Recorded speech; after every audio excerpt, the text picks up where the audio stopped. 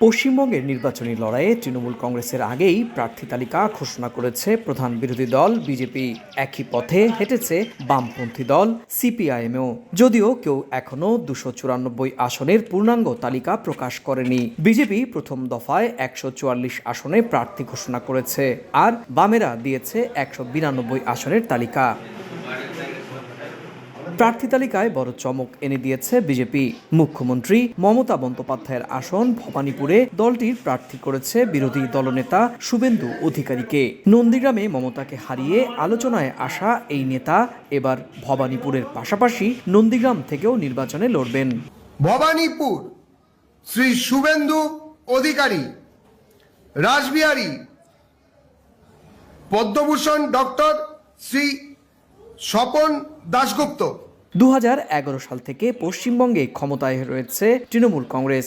2021 সালে ক্ষমতা দখলের বড় প্রত্যাশা তৈরি করেও সফল হয়নি বিজেপি। ফলে এবারের নির্বাচনে নিজেদের অবস্থান শক্ত করার লক্ষ্যেই মাঠে নেমেছে দলটি।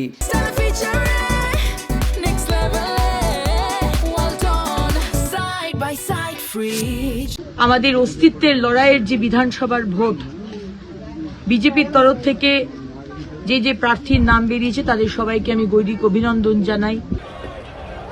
অন্যদিকে প্রার্থী তালিকা প্রকাশে কিছুটা পিছিয়ে থাকলেও প্রচারণায় নেমেছে তৃণমূল কংগ্রেস। গ্যাস সংকটের ইস্যুতে কেন্দ্রীয় সরকারের বিরুদ্ধে সোমবার মমতা বন্দ্যোপাধ্যায়ের নেতৃত্বে দীর্ঘ পদযাত্রা ও প্রতিবাদ সমাবেশ অনুষ্ঠিত হয় ধর্মতলায়। একবারও ভাবলেন না বিজেপি সরকার নির্বাচনের স্বার্থে হঠাৎ করে গ্যাস সার্ভার বন্ধ করে দিলেন।